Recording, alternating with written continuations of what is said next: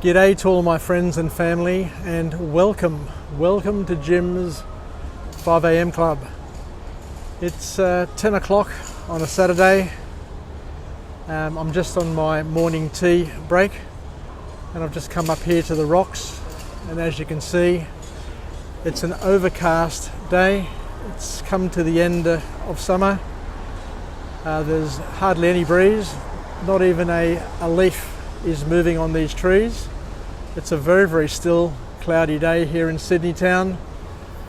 What will we do today? They're setting up the stalls here for the market down here on Hickson Road. I think what we'll do is we'll just head down here and go up onto the International Passenger Terminal. So bear with me, we'll go on a walk and talk. And today I'm going to talk about an absolutely fabulous book entitled The Book of Joy. The Book of Joy is a book that documents a week-long meeting between the Dalai Lama and Desmond Tutu, where they met, they chatted, they talked, they exchanged ideas, and they basically come up with a number of things that can help each and every one of us. But all of the things that they detailed and talked about are things that have been detailed and talked about for hundreds, thousands of years. The Christian fathers, the church fathers of the Orthodox Church talk about these things and have documented all of these things over the past 2,000 years, and it doesn't come as anything new in terms of what these two great men talked about, but it's important to detail it and to go through it step by step. And what we'll do is we'll see where it takes us, where it leads us, but it is very powerful. The message is powerful and relevant to each and every one of us, I would imagine, and something that we can all benefit from. Anyway, I'm up here at the Key restaurant. I'll just go up these stairs here onto the balcony. Oh, the guy just fell over on his motorbike. Hope he's okay. Yep, looks like he's okay. Anyway, these things happen to all of us. It's a bit of a shock. But the Book of Joy. What is the Book of Joy about? The Book of Joy talks about the fact that, and this will come as a bit of a shock to most people, but it's pretty profound. We create most of our suffering, so it should also be logical that we can also be or have the ability to create more joy in our lives. So what one of the key messages from this book is that at the end of the day, we are the source of our own suffering, not other people, not external events, but how we interpret things. So if we are the source of our own suffering, then we should also have the key to our joy. So when it comes to personal happiness, there is a lot that we individuals can do. So one of the messages, or one of the questions which comes out of this absolutely fantastic book is, how can we find joy in the face of suffering? And we all go through suffering on a periodic basis. Some people live a life of suffering for one reason or another. Some people, suffering comes and goes every now and then, but we all experience suffering. So the question is, how do we find joy in the face of suffering? So the first structured point to come out of this book from these wonderful authors, or the co-meeting of these two greats, is that there is no life without suffering. So the first thing we need to all understand is that life is about suffering. Nobody lives a life without suffering. Admittedly, some people suffer more than others, but the thing that we need to accept and internalize is that suffering is a way of life. And the authors talk here that it's a Western concept. It's a concept, a fairly modern Western concept, where people seem to think that they can remove suffering from our lives, and there is a pill for every ill. Whereas the reality is, and the older we get, the more we see it, the more we understand it, that suffering is something that impacts each and every one of us. But the key message is that there's an importance in suffering. There's a very, very powerful lesson that comes from our suffering. But you need to experience your suffering in a special way in order to understand, appreciate, and experience that special thing that comes from suffering. Because as the authors tell us here, and as we learn through our own lives, while we all suffer, it's important that we need to shift the focus from ourselves to others. So by all means, go through problems, and we all are going to have problems. Problems are a part of each and every one of our lives. But if we focus intently on our own problem, this is what the authors are telling us. If we focus on our own problems and our own pain, it'll only make that pain grow. Now, you go and do some physiotherapy, for example, and they're massaging your foot. I go once a week, and I get shock therapy on my heel for my plantar fasciitis, and it's very, very painful. It's excruciatingly painful. But it becomes more painful if I focus on what's happening.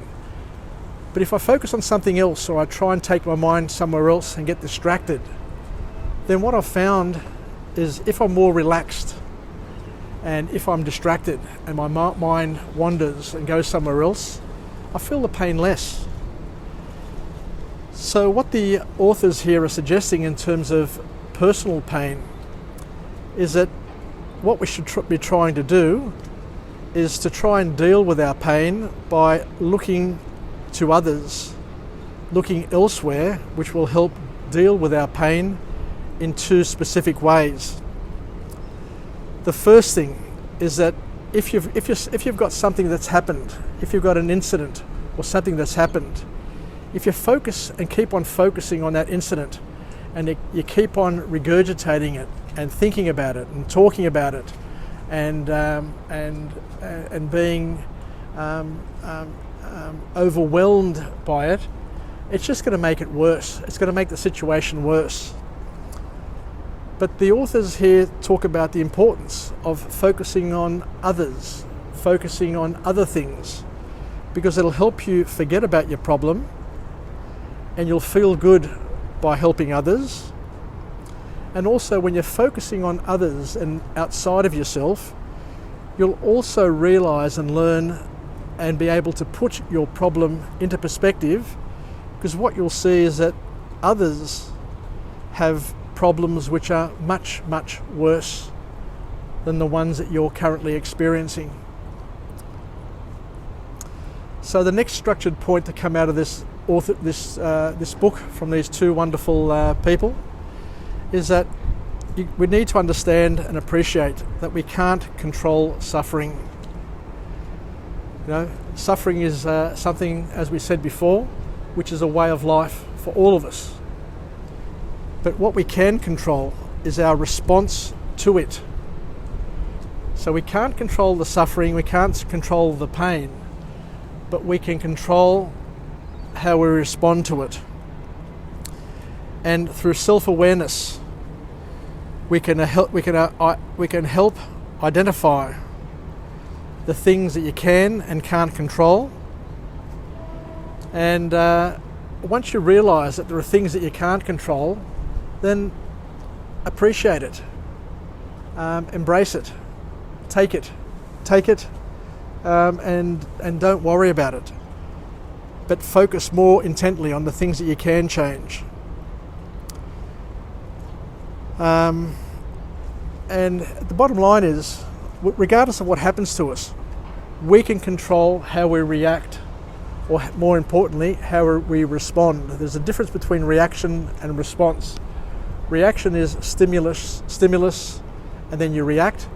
Whereas response, according to Steve Covey, and I remember learning this years ago, is stimulus, then there's a pause where you think, and then you choose an option and respond. So learn to respond to the challenges that we have in our lives as opposed to reacting like animals. And making sure that we respond in a way which serves us as opposed to something that just puts us in a spin and just makes us sick. So the next point we talk about here is suffering. And the reason why we suffer is because of the fact that the product of suffering is fear and frustration, which are creations of the mind anyway. So we need to build up a mental immunity, according to the authors, to become immune to this pain, to become immune to the suffering by learning how to react or learning how to respond to it and choosing a response which is serving us as opposed to disempowering us.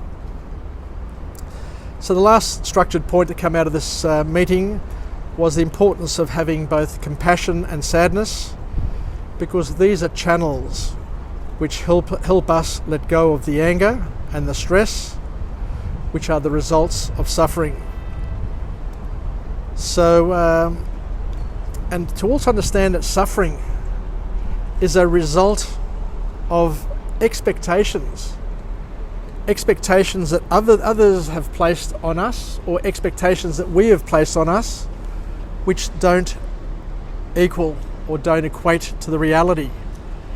So sometimes we just need to say to ourselves that the expectation that we had for a particular friendship, or the expectation that we had for a particular outcome or a career or a job, may have been way out of kilter with the reality.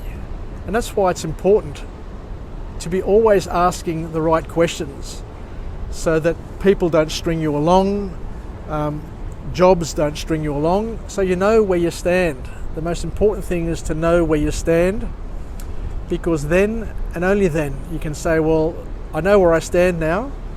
These were my expectations. Do I need to adjust my expectations, or do I just continue doing what I'm doing? But either way, there's a dissonance, a cognitive dissonance between the expectations that we have and the reality that materializes. But we can adjust that, we can work with it. And sometimes we all need a reality check to set things right, because we can be fooled. We can be fooled by situations, and we can live in a fantasy, which many people seem to live in these days. They live in a fantasy, and they think that they're better than what they actually are, or things are different to how they imagine them. But either way, we need to balance our expectations and make sure that the expectations are fine-tuned as we go along.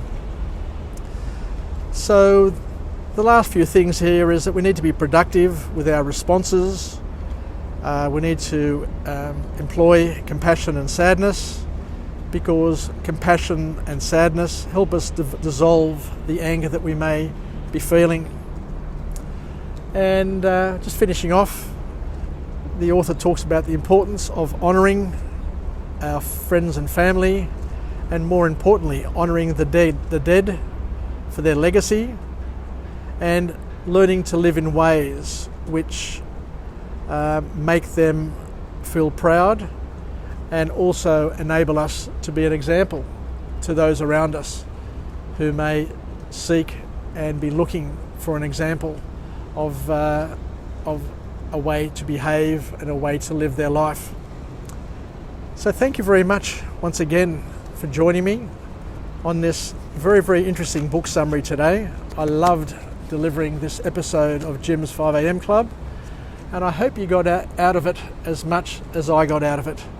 But as I said, what these two spiritual leaders talked about are the things that our spiritual leaders have always talked about, and are things that aren't new, but things that we need to remind ourselves of from time to time. So let's finish off with a positive affirmation. I'm alive, I'm well, and I feel absolutely great. To my friends and family, stay connected, stay relevant, stay reasonable, and most importantly, let's live a life of joy where we spend more of our time focusing on others, helping others, and knowing that suffering is a way of life for both us and others. If you're not suffering, then you're not living. If you're not having pain and disappointments in your life, then you're not real. But the key is to accept it and understand that it's a natural part of life, and to refocus. Instead of focusing on your own pain, start to examine your expectations. Start to look at the people outside of yourself and look at ways of helping and supporting them through their pain and suffering. Because if at the end of the day, if we're all helping each other grow and develop, then we're feeling better, we're adding value, and we're reducing the pain that each and every one of us have, and we're making life a little bit more comfortable and a little bit more interesting. So thank you very much once again, and I look forward to coming to you later on from a different location with a different message, a message of empowerment, where we can be the wind beneath our wings, and for all of us to seek to live, learn, and pass it on. Take care, Sasaka Pau, Filakia, from Jim's 5am Club, and I'll see you later. Bye for now.